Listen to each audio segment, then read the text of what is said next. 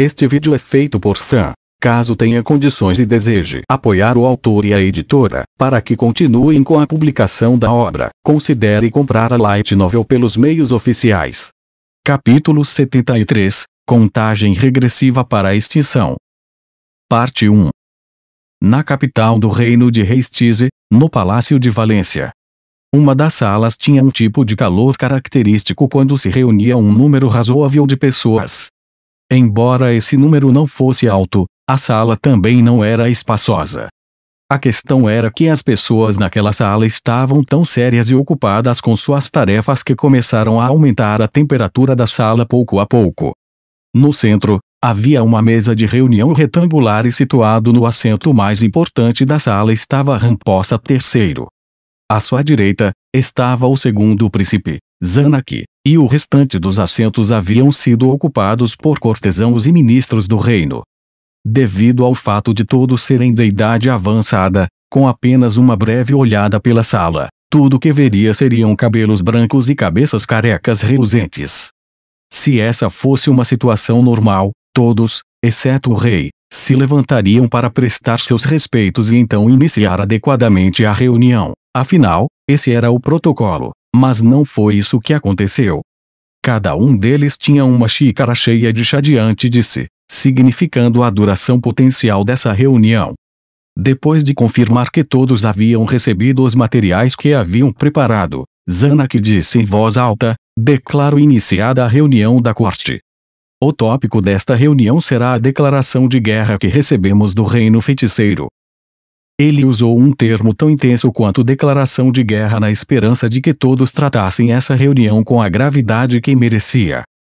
A verdade era que o ministro do interior, um de cabelos brancos, com a mesma idade de seu pai, tinha a expressão mais descontente dentre todos. Parecia que ele estava profundamente apreensivo com a emergência. Zanaki olhou furtivamente para a lateral do rosto de seu pai. O julgamento de seu pai era o que mais lhe preocupava. Seu pai ainda era capaz de entender completamente o quão perigosa essa situação poderia ser e tomar as ações apropriadas para prevenir-se. É bem provável que ele tenha algumas mágoas contra o rei feiticeiro que matou aquele cara. Ele ouvira dizer que, depois que seu pai recebeu notícias da morte do capitão guerreiro Gazef Stronov, ele ficou abalado e não conseguiu pensar direito. E ao ser explicado de que a ressurreição não seria possível, ele ficou furioso a um ponto que nunca havia sido visto antes. Zanaki testemunhou tudo, pois estava lá com o pai no momento em questão. Desde então, seu pai parecia ter envelhecido bastante. Ele havia perdido toda a motivação e estava tão sem vida quanto um manequim construído de carne e osso. Seu pai, que estava profundamente traumatizado, seria capaz de fazer um julgamento calmo contra seu inimigo jurado, o reino feiticeiro. Caberá a mim então. Zanaki se sentiu desconfortável e deu uma olhada nos ministros. O tópico desta reunião foi algo que lhes foi entregue dias atrás por um enviado do reino feiticeiro, um documento oficial que trazia o selo real do reino feiticeiro. O conteúdo do documento diz: um comboio de grãos destinado a servir como ajuda humanitária do reino feiticeiro para o reino sacro foi usurpado à força por um cidadão do reino. Consideramos uma ação hostil contra o reino feiticeiro e declaramos guerra ao seu país. O documento também trazia os selos de outros países que aprovaram as ações do reino feiticeiro. Neste momento, o enviado estava na capital, aguardando a devolução da carta de resposta do reino. Dado que era uma comunicação oficial entre países por meio de documentos, não seria incomum dar ao outro lado 1 ou 2 semanas para responder. Mesmo assim, para chegar a um consenso sobre uma resposta, concluir seus preparativos, concluir investigações, etc., provavelmente levaria mais tempo do que tinham em mãos, mesmo que se apressassem em todos os processos. Sinto muito, pois tivemos que investigar 2 dos 6 selos no documento do enviado, o que demandou um pouco de tempo. Quem abaixou a cabeça foi o ministro das Relações Exteriores, que também era o ministro dos selos e estava encarregado da investigação dos selos que endossavam a decisão do reino feiticeiro. Os selos que tínhamos certeza eram os 4 do reino feiticeiro, do império, do reino dragônico e do reino sacro, correto? O ministro das Relações Exteriores concordou em resposta à pergunta do ministro das Finanças. Está correto. Dos dois restantes, um era da nação dos Dwarfs. Embora tenhamos identificado o design como sendo deles, o selo ainda tinha algumas variações em comparação com as dos documentos que possuímos de 2 séculos atrás. Depois que recebemos a assistência de Rebrumelassul na investigação, encontramos um selo semelhante, e julgamos que provavelmente é uma versão atualizada do original, algo comum depois de algum tempo. O outro selo, o que estava ao lado do Reino Sacro, parecia ser o selo do que chamam de A Sem Rosto. Eles colocaram o carimbo de um indivíduo ao lado dos selos de Estado. O ministro dos Assuntos Militares estava totalmente descrente. Era o mais jovem dentre os ministros. Tanto ele como Zanuck reduziram bastante a média de idade da sala. Com isso dito, ele já tinha mais de 40 anos. Sua aparência não fazia jus a um ministro dos Assuntos Militares. Ele era magro, fraco e tinha um rosto que o sugeria como uma pessoa neurótica. Ele parecia mais alguém do financeiro do que militar. Seu relacionamento com Gazef não era bom, ou melhor, ele ostentava deliberadamente sua aversão a ele, portanto era mais independente de Ramposa e, frequentemente, estava ausente das reuniões da corte. A falta de contato entre eles fez Zanuck desconhecer suas capacidades. No entanto, já que o Marquês Raven elogiou suas habilidades para Zanuck, ele deveria ser alguém capacitado a prover para si, no mínimo. Não importava como ele era no âmbito pessoal, o que importava era no profissional, certo? Indo mais ao ponto, se ele não fosse o mínimo competente, não teria conseguido ascender-se ao cargo de ministro. Parece que o ministro dos Assuntos Militares não está muito familiarizado com esse tema. Geralmente, quando o Reino Sacro aplica seu selo nacional em um documento, sua suma sacerdotisa também carimba o selo de seu templo. Isso deve ser algo semelhante a isso. Então estão passando a mensagem de que a Sem Rosto já ultrapassou a autoridade das instituições religiosas de lá, ou que ela tem autoridade acima da de suas instituições religiosas atuais. Seu servo acredita que esse seja o caso, Vossa Majestade. O documento que recebemos para a atual coroação do Rei Sagrado ainda tinha o selo do templo de lá. Pelo que parece, ela começou a consolidar seu poder rapidamente logo após esse evento. Portanto, mesmo que nunca tivéssemos visto o selo desta Sem Rosto, que por sinal impossibilita nossos meios de confirmar sua validade, uma vez que esteja carimbado ao lado do selo nacional do Reino Sacro, creio que podemos assumir que é esse o caso.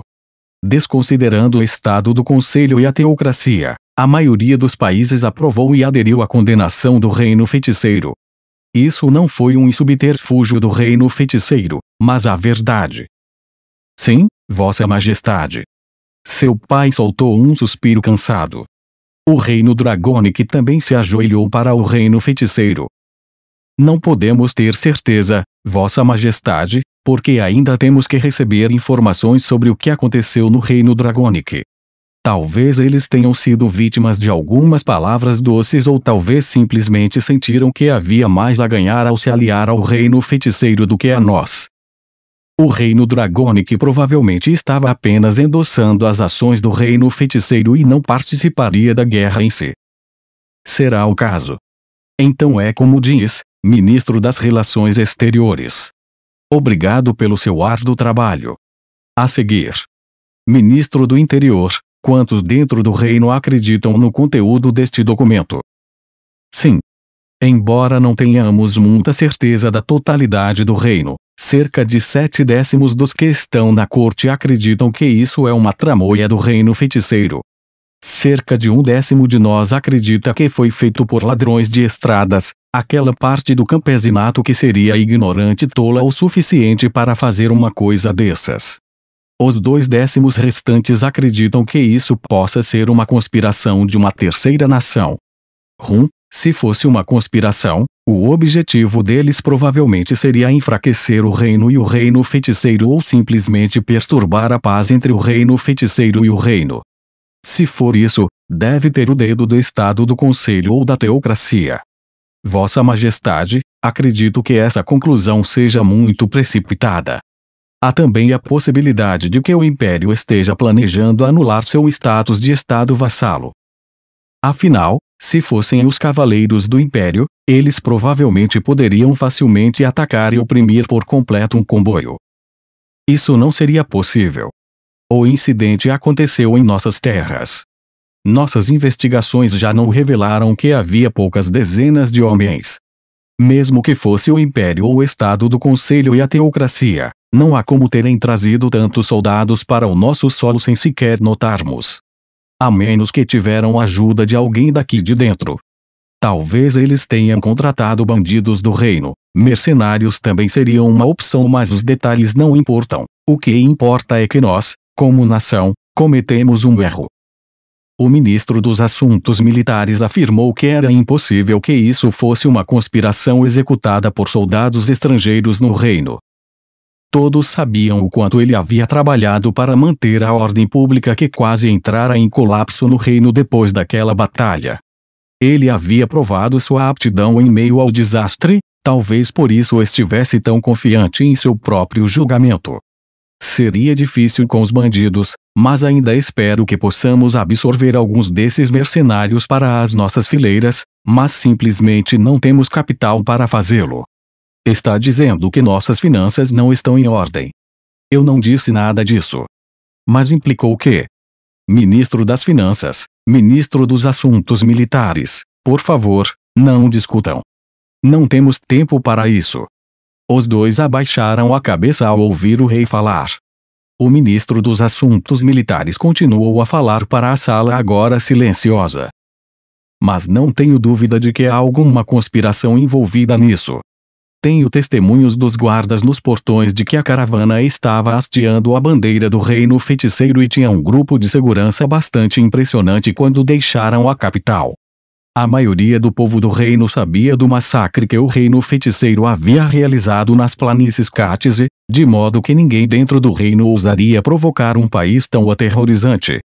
Se eles tivessem que deduzir quem estava por trás de tudo isso, havia apenas um país que cumpria todos os requisitos. O reino feiticeiro. Tudo fazia sentido quando a consideravam como uma trama orquestrada e executada por eles. Eles provavelmente haviam ordenado que os encarregados da caravana queimassem ou jogassem fora sua carga, ou talvez eles sequer carregaram vagões, e inventaram a desculpa de que foram atacados por alguma entidade inexistente. Era difícil imaginar uma explicação mais plausível. Zanaki, embora não tenha passado muito tempo, quanto progresso fez em suas investigações?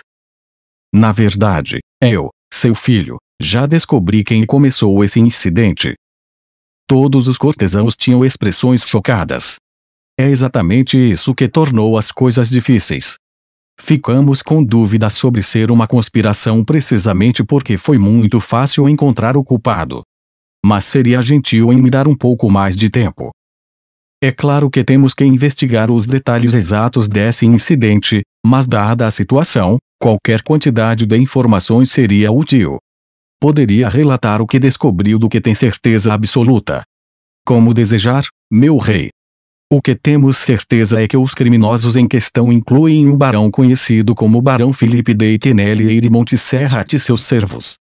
Os cortesãos começaram a falar. Montserrat, já ouviu falar desse nome? Um barão e seus servos atacaram o comboio. Será que estavam tentando se vingar por alguém que morreu na batalha? Talvez ele seja um daqueles que não pensa muito antes de agir. As emoções podem levar alguém a ficar descontrolado, não é?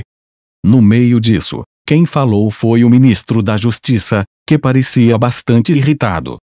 Vossa Majestade, isso só pode ser esquema do reino feiticeiro, correto? Seu servo não conseguia entender por que um nobre do reino planejaria algo assim. Eu concordo. O reino feiticeiro é um país que usaria Charme-Parsen em seus tribunais sem o menor pudor, não? É perfeitamente plausível que eles não se importem com o uso de métodos igualmente desprezíveis em nível nacional. Por exemplo, esse tal barão estava sendo controlado por Charme-Parsen. A frase faz sentido podia ser ouvida por toda a sala. Depois de ouvir as acusações que o ministro fez na segunda metade da retórica, Zanak não pôde deixar de se arrepender por vazar essas informações. Se for como diz, precisamos oferecer proteção a esse barão o mais rápido possível. Embora eu não seja muito versado sobre o assunto, ouvi dizer que a magia chamada Charm Parsen deixa a vítima com a memória do que aconteceu, do momento quando foi enfeitiçada. Sendo assim, ele não ficará em silêncio. Zanak não era tão conhecedor de magia quanto o ministro, então cometera um erro de novato. Convoque esse barão. Investigue o que aconteceu. Ao mesmo tempo, proteja-o. Meu rei. Zanak não queria dizer isso, mas depois de fortalecer sua determinação, ele continuou: assim que descobrirmos o que realmente aconteceu, podemos simplesmente oferecer a cabeça desse barão como um pedido de desculpas ao reino feiticeiro. Do que está falando? O olhar de seu pai estava afiado o suficiente para que ele sentisse que estava sendo perfurado. Mesmo quando reduzido a um velho caquético, o homem que detinha o longevo título de rei ainda tinha uma aura digna de elogios.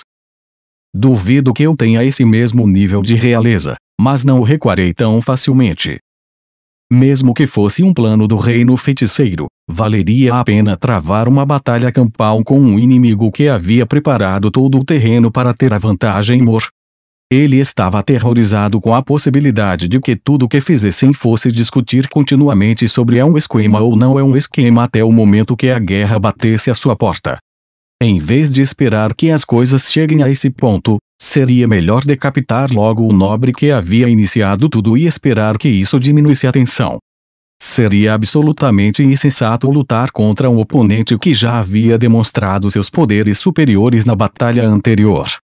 Se uma guerra estourasse, ele não conseguia imaginar que os mesmos nobres cientes dessa tragédia ainda enviariam suas tropas para algum auxílio. E mesmo que estivessem dispostos a enviar seus próprios soldados, isso não mudaria o fato de que ainda estariam em perigo. Meu rei, acredito que devemos evitar uma guerra com o reino feiticeiro. E você estaria disposto a oferecer um nobre inocente como sacrifício? Isso lá é algo que o herdeiro do trono deveria dizer.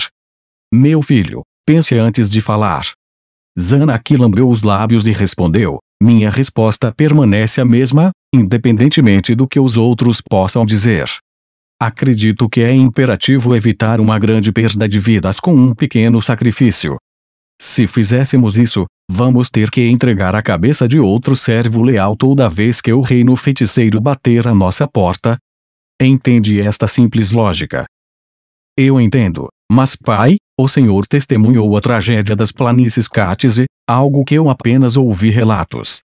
E mesmo assim arriscaria entrar em conflito com o reino feiticeiro com isso em mente. Seu pai soltou um suspiro e sugou os lábios até fazerem uma linha reta. Zanak aproveitou sua vantagem ao prosseguir com: sou contra a ideia. Mas permita-me repetir. Acredito que uma guerra com esse tipo de país deve ser evitada a todo custo, mesmo que tenhamos que sacrificar um nobre inocente. Seu discurso dificilmente era adequado para o herdeiro do trono.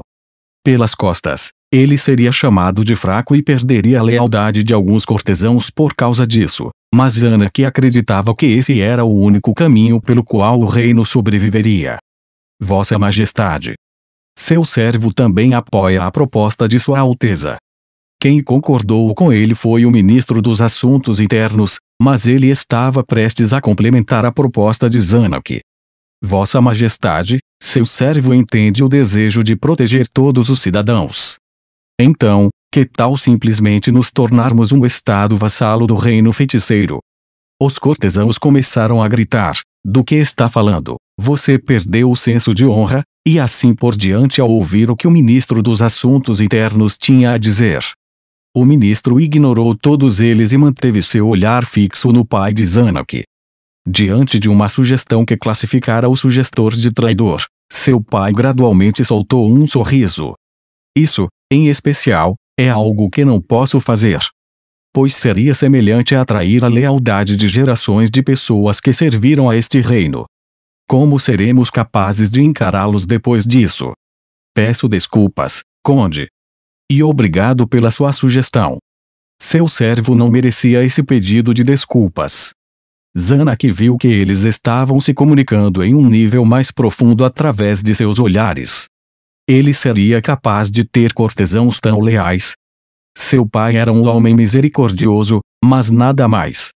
Não, talvez fosse por isso que pessoas talentosas estivessem dispostas a servi-lo. Seu pai era excepcionalmente talentoso em recrutar pessoas mais talentosas que ele, como o capitão guerreiro Gazef Stronoff.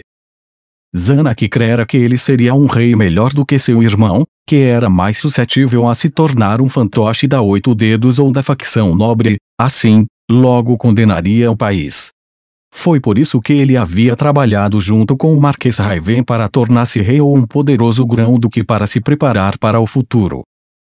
Mas agora, Zanak não pôde deixar de se sentir inadequado em comparação à genialidade de sua irmã ou ao carisma de seu pai. Mesmo se porventura se tornasse rei, ele não tinha certeza que faria do reino um lugar melhor. A única coisa que ele poderia fazer era aprimorar a si mesmo, mas não era uma tarefa tão fácil, ainda mais dada a sua idade e personalidade. Além disso, ele nunca quis melhorar a si próprio. Então, provavelmente manteria sua personalidade até a morte. Ministro dos Assuntos Militares, quero propor uma hipótese. O que poderíamos fazer para vencer uma guerra contra o Reino Feiticeiro? Quais as circunstâncias? Na que formamos uma aliança com outros países de antemão, ou na que os enfrentamos sozinhos? Zanak, Ramposa III e o ministro das Relações Exteriores trocaram olhares. Zanak, como seu representante, respondeu com: não conseguimos estabelecer uma aliança com o Estado do Conselho. Começamos as negociações com eles há muito tempo, logo após o término daquela batalha. Não fomos capazes de formar uma aliança benéfica naquela época. E se eles souberem que nosso relacionamento com o Reino Feiticeiro piorou, a chance de rejeição só aumentaria. Então é isso? Então Vossa Majestade, embora essa pergunta possa estar um pouco fora do assunto. O que o Senhor consideraria como a condição de vitória desta guerra? Temos que expulsar o inimigo em batalha? Ou temos que matar ou melhor, destruir o Rei Feiticeiro? Se for o último, não acredito que tenhamos alguma chance de vitória. Ministro dos Assuntos Militares, não seria bem isso. O que precisamos fazer para forçar o inimigo a retirar suas forças? Deixe-me pensar um pouco. O ministro dos Assuntos Militares inclinou a cabeça enquanto contemplava. Ele veio com a resposta: a sorte teria que estar do nosso lado, mas se fôssemos conduzir um exército ao longo do caminho e ocupar Errantel, claro, enquanto as tropas deles estivessem marchando de Errantel em direção à capital, poderíamos ter a chance de mudar a maré da batalha. Teríamos que romper as 3 camadas de fortificações. Correto, Vossa Majestade. Só seria possível se conseguíssemos esgueirar um enorme exército capaz de sitiar suas defesas. Foi por isso que eu disse que a sorte tinha que estar do nosso lado. E mesmo assim, se o Rei Feiticeiro, que usa magias aterrorizantes sem suar a camisa, ficasse em Errantel, esse plano sem dúvida falharia. Outra maneira de dizer isso era que, se a sorte não estivesse do lado deles, não teriam a mínima chance de vitória. Zanak não tinha certeza se seu pai havia entendido todas as implicações das palavras do ministro. Se fosse esse o caso, e se o Reino Feiticeiro tivesse atacado sem uma declaração formal de guerra, tudo já teria terminado. Um ataque surpresa nos deixaria incapazes de reunir tropas suficientes a tempo, de modo que nem seríamos capazes de executar o plano. A declaração formal de guerra era uma tradição entre nações, uma espécie de acordo ou etiqueta de cavalheiros. Enviar uma declaração formal de guerra era o mesmo que dizer nosso país respeita a etiqueta para as outras nações. Se não o fizessem, seriam vistos como uma nação bárbara, o que teria um sério impacto negativo em seus esforços diplomáticos. Entre nações de diferentes raças, essa tradição não era algo tão frequente. Entretanto, mesmo quando nações de diferentes raças se envolviam em escaramuças, esse tipo de coisa dependeria da idade, história, relações diplomáticas com seus países vizinhos e assim por diante. Então, nesse contexto, como uma nação governada pelos Undeads, aqueles que odeiam a vida, se comportaria? Eles forneceriam uma declaração formal de guerra. Meu rei. Como eu esperava, teríamos chances risíveis de vitória se formos à guerra.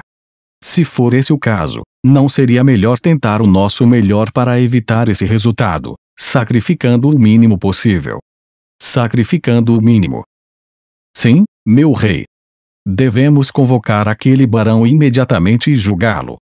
Depois, faremos com que ele assuma a responsabilidade por suas ações, independentemente do resultado, e por fim, entregaremos sua cabeça. Não podemos fazer isso, Zanuck. Convocar aquele barão e julgá-lo seria ótimo, mas caso ele seja inocente ou se pudermos declarar sua inocência, então eu não farei isso. Eu tenho um plano melhor em mente. Um plano melhor. E qual seria? Seu pai ficou em silêncio e balançou a cabeça. Depois de testemunhar isso, Zanuck concluiu que seu pai provavelmente estava mentindo. Se realmente houvesse um plano melhor, ele deveria dizer em voz alta. Se não o houvesse, então provavelmente estava mentindo para encobrir o fato de não ter pensado em uma boa razão para pouparem o supracitado nobre. Zanuck sentiu-se decepcionado com o pai e pensou no que deveria fazer a seguir. Independentemente de como eu olhe para isso, o futuro do reino parece sombrio. Parece que vou ter que usar a força. O mais importante aqui era a necessidade de atribuir todas as responsabilidades àquele barão. Embora a probabilidade seja pequena, aquele único barão pode ter sido a fonte de todos os seus problemas. De todo modo, se pudessem fazer disso a verdade, seus problemas seriam resolvidos. Porém, Zanuck não conseguia pensar em uma maneira de jogar todas as responsabilidades em cima dele. Mas, e se ele matasse o barão antes que ele chegasse à capital real e depois dissesse que, de fato, ele fora o culpado de tudo? Pois mesmo duvidando, seu pai não seria capaz de dizer o contrário. Mesmo com seu pai sendo um forte opositor do plano, contanto que ele possa executá-lo sozinho, tudo ficará bem. Zanuck já havia concluído que as coisas acabariam assim no momento em que ouvira falar do incidente. Ele já havia chegado a uma conclusão naquela época. O grave crime de usurpar o trono. No momento, ele estava tão perto de herdar o trono que nem precisava fazer nada além de esperar. Mas o número de desvantagens em fazer o que desejava era demais para computar. A única vantagem clara seria que resolveria o problema em questão. Se esse fosse o caso, usurpação poderia ser uma ideia estúpida no papel, mas se Zanuck permitisse que o status quo permanecesse inalterado, logo breve não haveria um reino onde qualquer status importasse. Zanuck esperava, no mínimo, receber a aprovação dos cortesãos presentes. Havia também a necessidade de solicitar os serviços daquele homem a mando de sua irmã. Brienne Unglaus era uma parte imperativa de seu plano. Se Brienne estivesse lá, eles definitivamente teriam vantagem em termos de força. Ah, que frustrante! Por que justo eu tenho que planejar isso? Se ao menos o reino feiticeiro não existisse. Se ao menos aquele Undead anormalmente poderoso não existisse. Se não fosse pelo reino feiticeiro, se não fosse por sua intervenção na batalha anual contra o Império, embora nesse caso seu irmão seria o rei vigente, o reino não seria forçado a se acuar no canto como agora. Zanuck os amaldiçoou das profundezas de seu coração. E então, o som de batidas nas portas pôde ser ouvido. Zanuck teve uma premonição. Para interromper uma reunião tão importante, só poderia ser uma emergência. Para ser sincero, a maneira como batiam na porta também era bastante violenta. Questões de tanta importância geralmente definitivamente eram más notícias. Essa foi a premonição de Zanuck. Zanuck, como seu representante, deu sua aprovação para deixá-lo entrar. E exatamente como esperava, um cavaleiro em pânico entrou na sala. Um mensageiro do reino feiticeiro acaba de nos notificar que sua primeira-ministra, Albedo, chegará à capital em menos de 2 horas. Em seus contatos anteriores, o título de supervisora guardiã não fazia muito sentido para eles, Portanto, eles haviam mudado seu título para primeira-ministra, algo facilmente compreensível. A chegada de uma pessoa desse calibre confirmou sua apreensão. Não era bem assim. Sua premonição estava errada. Não eram más notícias, eram as piores notícias possíveis. Então, para qual finalidade ela veio? O enviado que trouxe o documento oficial não estava hospedado no palácio. Embora fosse necessária sua permanência na capital, eles não tiveram a coragem de deixar uma criatura undead ficar entre eles. Era por isso que, atualmente, se hospedava em uma mansão na parte nobre da cidade. Eles haviam colocado guardas em torno da mansão sob o disfarce de proverem segurança. Então o perímetro estava tão bem guardado que nem mesmo um slime conseguia escapar sem que percebessem. Todavia, aparentemente o enviado ainda tinha que entrar em contato com o reino feiticeiro. Poderiam estar se comunicando por meios mágicos. Ou já haviam planejado visitar o reino, mesmo que o enviado não tivesse retornado? Talvez fosse possível que não haviam enviado o mensageiro de antemão, e só o enviaram quando estavam no meio de sua jornada. Mas para quê? Considerando tudo isso, não parece que estão aqui para declarar guerra. Se eles estivessem aqui para declarar guerra, não estariam enviando sua segunda oficial mais poderosa para territórios onde não tinham certeza do que poderia acontecer. Sendo uma enviada de uma nação estrangeira, o reino não ousaria prejudicá-la mesmo que fosse ela a ter essa noção ingênua. No entanto, da perspectiva de Zanak, ela não parecia ser o tipo de pessoa que passeava por territórios que sabia que seriam perigosos para ela. Conceda a ela uma audiência. Prepare a sala do trono para uma recepção apropriada imediatamente. Sim, Vossa Majestade. O cavaleiro saiu da sala ao ouvir as ordens de seu pai. Normalmente, mesmo que um dignitário estrangeiro viesse à capital, não seria a norma base que tivesse uma audiência com o rei no mesmo dia. Mas, dada a situação atual, eles não podiam simplesmente dizer à primeira-ministra do reino feiticeiro coisas como: a senhorita receberá uma audiência dentro de alguns dias. Um anunciado importante: peço desculpas, mas os senhores podem mudar para trajes mais formais e se reunirem na sala do trono. Ao ouvir o pedido do rei, os cortesãos, incluindo Zanak, abaixaram a cabeça. Havia várias salas do trono para propósitos distintos. A sala do trono usada para audiências com dignitários estrangeiros não era muito grande, mas prepará-la para que fosse adequada o suficiente ainda era um compromisso que demandava tempo considerável. Mas como o guia que eles enviaram era bastante lento, por sinal, não foi uma jogada deliberada para ganharem mais tempo, eles tiveram tempo suficiente para preparar a sala e reunir os cortesãos que agora estavam vestidos com trajes cerimoniais. Logo em seguida a primeira-ministra do reino feiticeiro, Albedo, chegou. O cheiro das flores recém-colhidas começou a permear a sala. Para Zanak, tudo cheirava a grama, mas René provavelmente diria: Oni-sama, provavelmente seu nariz está entupido, ou algo semelhante. Ele sentiu que as flores frescas eram desnecessárias, uma vez que todo mundo estava usando algum tipo de perfume, mas também entendeu que havia uma certa beleza na visão de flores desabrochando. Se fosse esse o caso, por que simplesmente não usar flores falsas?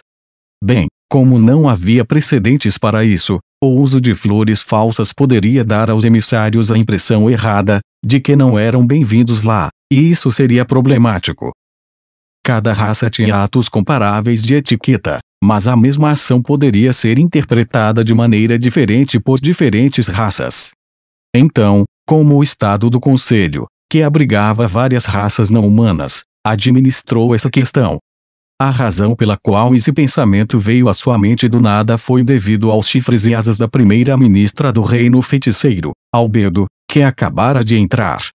Como primeira-ministra do reino feiticeiro, a beldade sedutora tinha um ar sombrio de fascínio sobre si, inalterado desde a última vez que a vira. Sua beleza era tal que quase os fazia esquecer que ela era uma oficial de alto escalão do desprezível reino feiticeiro. Zanak não tinha certeza se ela era comprometida, mas com certeza era encantadora o bastante para que os países entrassem em guerra por ela. E diante deles estava ela, a primeira-ministra do reino feiticeiro, Albedo. O som de homens que se tornaram instantaneamente apaixonados pôde ser ouvido por toda a sala, ou o som que fizeram ao suspirar. Sua paixão não só era perceptível pelo som, mas também por seus olhares de encanto. A beldade que instantaneamente foi capaz de mantê-los cativos deu um sorriso, algo tão solene como o de uma mãe amorosa.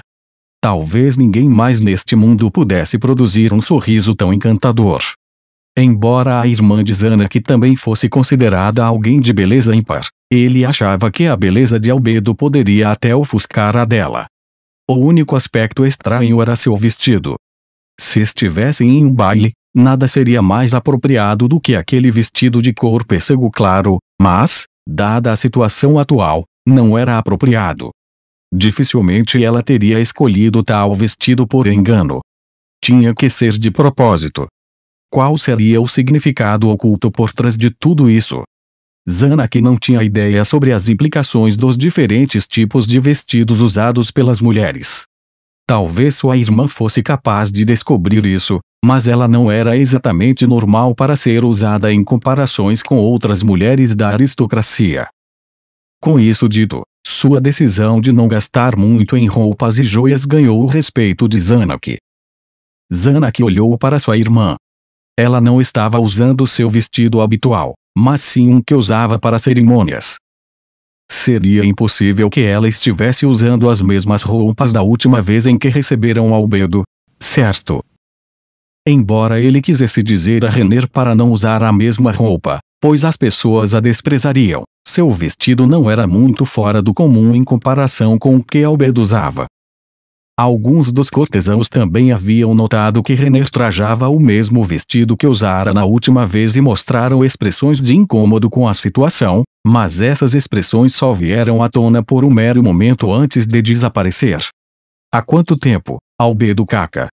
Ao ouvir a voz de Ramposa, os nobres que ficaram encantados com a beleza de Albedo finalmente voltaram à realidade. Digo mesmo, é minha culpa por não visitar Vossa Majestade há tanto tempo. Albedo respondeu com uma voz surpreendentemente atraente que combinava com sua aparência. Suas costas permaneceram retas e a posição vertical da cabeça permaneceu inalterada, como ela havia feito da última vez.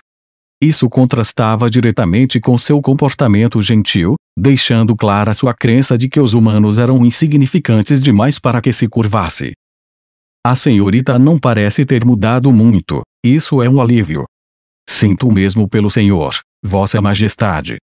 A maneira como os dois sorriram e se entreolharam poderia levar a acreditar que era apenas uma reunião calorosa de amigos, e nada mais. Creio que tenha muitos compromissos, então eu vou ser direto, porque veio aqui hoje? De fato. Estou aqui devido à nossa casualidade anterior, que é porque a caravana de grãos do meu país, que pretendia ser ajuda humanitária ao Reino Sacro, foi roubada por um dos seus. Embora isso não fosse motivo de riso, o sorriso de Albedo permaneceu firme assim como antes. Em contraste, seu pai se levantou do trono para dizer: claro, está aqui por isso. Então permita-me, antes de tudo, pedir desculpas pelas ações do cidadão de meu reino. Seu pai abaixou a cabeça e curvou-se profundamente. O rei de um reino estava aceitando as palavras de sua contraparte como a verdade. Na diplomacia, isso era algo que não deveria ter sido feito por qualquer motivo. No mundo da diplomacia, onde nem mesmo os perspicazes estavam a salvo do engano, não considerar as falhas de outros países era um erro tolo. Não importava se era insensato um chefe de Estado pedir desculpas diretamente por algo, no fim, isso seria análogo a todo o país admitir a culpa. Mas ao fazê-lo, seria como condenar seu país a todos os caprichos e fantasias do reino feiticeiro. Não considerando que estamos tentando evitar uma guerra, essa ideia pode ser razoável. Mas se o reino feiticeiro exigir agora a cabeça daquele nobre, eles negarão. Ele não podia imaginar que as coisas acabariam assim, dado que seu pai havia dito anteriormente. Se ele pretendia recusar as demandas do reino feiticeiro daquele modo, aquele a pedir desculpas deveria ter sido alguém como Zanuck. Afinal, a diferença no peso das palavras de um chefe de Estado e de seu filho estavam em patamares completamente diferentes. Mas assim que a linha de raciocínio de Zanuck chegou a esse ponto, as palavras subsequentes de seu pai o deixaram sem palavras. A seguir, a oferta de minha própria cabeça permitiria ao reino receber perdão do reino feiticeiro. No momento em que essas palavras saíram da boca de seu pai, parecia que a sala inteira havia sido tomada por gelo. Depois que o choque diminuiu, Zanuck não pôde deixar de sentir vergonha de si mesmo vindo das profundezas de seu coração. Sem dúvida, esse era o trunfo de seu pai. Embora a escala de um incidente afetasse a resposta, se o presente do arrependimento fosse a cabeça de um rei, a outra parte teria que aceitá-lo, independentemente de quem fossem, correto? Mais ao ponto, se eles fizessem pedidos adicionais além do presente oferecido, sua falta de magnanimidade certamente atrairia condenações de todos. Seu pai não se considerava desafortunado por ter que oferecer sua vida, não porque desejava morrer, mas porque se sacrificar pelo próprio reino era a epítome de um rei. Seu pai era um verdadeiro rei. Embora fosse factível a fraqueza de seu pai na maneira como lidava com os problemas, parece que Zanuck estava o subestimando há muito tempo. É claro que o reino se responsabilizará pela perda de grãos do reino feiticeiro. Poderíamos até reembolsar o dobro da quantidade de grãos, se assim desejar. Isso é um acréscimo à oferta da minha cabeça. Qual a sua opinião sobre esta oferta? Albedo Caca. A expressão facial de Albedo ficou densa. Embora ela ainda fosse uma beldade sorridente, era estranhamente aterrorizante. Parece que fez uma previsão um pouco errada, Ramposa III. Albedo desviou o olhar, aparentemente para Renner. Foi porque perdeu aquele homem? Ou foi por causa de outra coisa? Descobriu o brilhantismo. Albedo então olhou para Zanuck, de seu filho e decidiu mudar de ideia. Não creio que o que tenha mudado de ideia. Ah, mas de fato mudou. Se esse fosse o seu eu passado, não teria tomado essa decisão. Talvez tenha sido uma combinação de uma infinidade de fatores que o influenciaram. Talvez sua base como pessoa tenha mudado muito. Seja como for, isso não importa. De todo modo, não mudaremos nossas políticas em relação a esse assunto. Devido a quão repentina e peculiar a mudança na aura de Albedo ocorreu, ninguém percebeu a princípio. Ela havia abdicado completamente a etiqueta esperada de uma enviada durante uma audiência com um chefe de Estado. Mesmo sendo uma estrangeira, essa não era uma atitude aceitável para mostrar a um rei que estava liderando ativamente sua nação. Surpreendentemente, essa atitude de Albedo parecia mais natural para Zanuck, talvez porque a diferença de poder entre o rei do reino e a primeira-ministra do reino feiticeiro tenha sido equivocada desde seu primeiro encontro. Um humano e um demônio. Nessa perspectiva, sua atitude parecia mais natural. Talvez fosse por isso. Havia uma coibição invisível emanando de Albedo que impedia que todos expressassem seu descontentamento.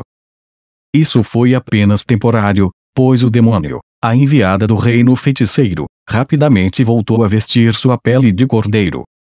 Albedo examinou os cortesãos que estavam em lados opostos da coaxia e proclamou em voz alta: Esta é uma declaração formal de guerra do reino feiticeiro.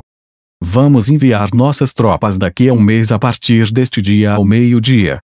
No entanto, se marcharem com tropas em direção a Errantel, se tentarem atravessar as fronteiras do reino feiticeiro, não seguiremos mais este cronograma. Por favor, espere. Não tenho a intenção de despender mais tempo aqui. Por fim, com isso meu trabalho aqui está concluído. A última coisa que eu deveria transmitir de Sua Majestade é: você planejou que as coisas acontecessem assim o tempo todo, não é? Disse um cortesão cheio de raiva. Albedo afinou os olhos ao olhar para ele. A mensagem transmitida através de seu olhar provavelmente era uma ameaça. Como ousa interromper a mensagem de Sua Majestade, o Rei Feiticeiro, humano? Será que não pode esperar para morrer daqui a um mês? O cortesão que havia se pronunciado se empalideceu instantaneamente, embora Albedo não tivesse elevado muito a voz e não tivesse feito nada de incomum. Ainda assim, as expressões do cortesão, que já havia sido ameaçado por algum senhor feudal com soldados antes, mudara drasticamente com um mero olhar da beldade. Agora, permita-me transmitir a mensagem de Sua Majestade, o Rei Feiticeiro. Não tenho a intenção de usar magia como na última vez. Desejamos aproveitar a ocasião. Isso é tudo. Depois de dizer isso, Albedo tinha uma expressão confusa pela primeira vez. Mesmo que digam que isto foi uma artimanha que planejamos, sendo honesto com os senhores, o que ocorreu estava fora das nossas expectativas. Também queríamos descobrir como as coisas acabaram dessa maneira. E isso encerra. Albedo parecia estar dizendo a verdade, julgando por sua expressão e voz, ninguém acreditaria que ela estava mentindo. Claro, a possibilidade de que tudo isso fosse uma atuação também era incrivelmente alta. Se deseja tratar esse incidente como o plano de nossa nação, não vejo problema algum com isso. No fim, a história é escrita pelos vencedores. Todas as suas falsas acusações se perderão no tempo. Zanaki entendia a posição que o reino feiticeiro adotou para este incidente. A noção de que realmente poderiam evitar uma guerra era inútil. O reino feiticeiro não estava procurando expandir seus territórios através da conquista, mas sim com a destruição completa do reino. Era seguro dizer que a guerra era inevitável. Em um mês, os undeads do reino feiticeiro certamente estarão marchando nas fronteiras do reino. Não há necessidade de me acompanhar até a saída, não desejo desperdiçar seu precioso e limitado tempo. Depois que Albedo demonstrou uma atitude que lhes dizia que já havia dito tudo o que queria, ela deu as costas para os outros e saiu pela porta. Era realmente vantajoso para o reino deixá-la ir livremente. Se eles matassem essa mulher, que ocupava o cargo de primeira-ministra, isso mergulharia temporariamente a política do reino feiticeiro em um caos e os tornaria incapazes de iniciar uma guerra. No entanto, uma breve olhada nas costas de sua figura imaculada o fez hesitar. Enquanto Zanaki ponderava as possibilidades, ninguém se atreveu a impedir Albedo de sair da sala. As portas gigantes foram fechadas no momento em que a silhueta de Albedo desapareceu do batente da porta. E Zanaki disse a seu pai: "O que vamos fazer? Se a perseguirmos, não faça nada desse tipo. Se fizermos algo como matar uma enviada de outra nação, a culpa de tudo isso recairá sobre nossos ombros. Portanto, nenhuma outra nação viria em nosso auxílio." Seu pai respondeu com uma voz fraca enquanto colocava a mão na testa, como se estivesse com dor de cabeça. Zanaki sentiu como se seu pai tivesse envelhecido rapidamente, em comparação com alguns momentos atrás. "Vossa Majestade, seu servo deseja espalhar a notícia de que o Senhor ofereceu sua cabeça como um presente de arrependimento a todas as nações." "Sim, conto com seus serviços, ministro das Relações Exteriores. Fazendo isso, no pior dos cenários." "Por favor, não fale do pior cenário. Ficaremos bem, não é? Basta conseguirmos derrotar o exército do Rei Feiticeiro." Isso mesmo. Tem razão." As palavras do ministro das Relações Exteriores restauraram um pouco de cor no rosto de seu pai, mas seu sorriso de tristeza ainda estampava seu rosto. "Zanaki, Reiner. Eu tenho algo a lhes dizer. Poderiam vir aos meus aposentos mais tarde. A seguir, peço desculpas a todos reunidos aqui, mas teremos que nos reunir em outra hora para discutir o que acontecerá em um mês." Todos os cortesãos abaixaram a cabeça e se curvaram. Depois que o chefe dos guardas escoltou seu pai para fora da sala, Zanaki e Reiner saíram juntos. Embora Klimb e Bren esperassem do lado de fora como seus guardas, Reiner disse para a dupla aguardar por seu retorno em seu quarto. Sendo assim, apenas observaram Zanaki e Reiner saírem. Os dois caminharam lado a lado pelos corredores. "E então, irmã? Sabe o porquê o pai nos chamou?" "Sim, acredito que seja pela mesma razão que tem em mente agora, Onin-sama." "Será mesmo?" O pai está prestes a nos mostrar as deliciosas sobremesas que a Albedo Kaka trouxe. Isso. Exatamente, Onin-sama. Creio que seja o que disse. Zanaki olhou para Renner com os olhos bem arregalados por um segundo, ao qual Renner respondeu com um sorriso como se nada tivesse acontecido. É muito difícil lidar com essa mulher. O que planeja fazer? Renner colocou o dedo indicador abaixo do queixo e inclinou a cabeça para o lado. Zanaki viu que ela estava intencionalmente suspirando pesadamente. O que você ganha ao agir desse modo fofo na frente de seu irmão? Faça essas coisas para o Klimb, é ele quem é ingênuo. Onin-sama, isso foi realmente rude da sua parte. Vou tentar isso com o Klimb mais tarde embora não fosse meu plano original. Mas então, não seria melhor se tivesse se perguntando o que pretende fazer, Onin-sama? Eu só quero fugir. Mas isso não seria possível. O reino feiticeiro certamente nos caçaria. Eu estava pensando a mesma coisa, sabia? Para uma mulher que desejava se casar com um homem cujo status social estava longe do dela, e que por o querer fez uma parceria com Zanaki, essa resposta foi muito direta. Zanaki pensou que Renner seria do tipo que valorizaria mais sua sobrevivência e planejaria deixar o palácio amanhã ou algo assim. Talvez ela também entendesse o quão impossível era escapar das garras do reino feiticeiro e, assim, extinguiu seus desejos de fazê-lo. Zanaki olhou atentamente para Renner, mas não pôde ler seus sentimentos sobre esse assunto apenas com suas expressões. Depois que os dois entraram nos aposentos de seu pai, as primeiras palavras da boca do rei foram exatamente como Zanaki esperava. Zanaki, Renner. Deixem este lugar imediatamente. Você é o príncipe e sua irmã a princesa deste país, não há necessidade de perecerem junto com ele. Os dois se entreolharam e responderam em uníssono que eles não pretendiam fazê-lo. A expressão no rosto do rei era agridoce. É o que pensam, mas ainda há tempo. Se mudarem de ideia, não hesitem em me avisar. Embora não acreditasse que suas intenções mudariam, a mente de um homem era mais propensa a fraquejar. Zanaki acenou com a cabeça gentilmente em direção ao pai. Renner, que estava ao lado dele, fez o mesmo.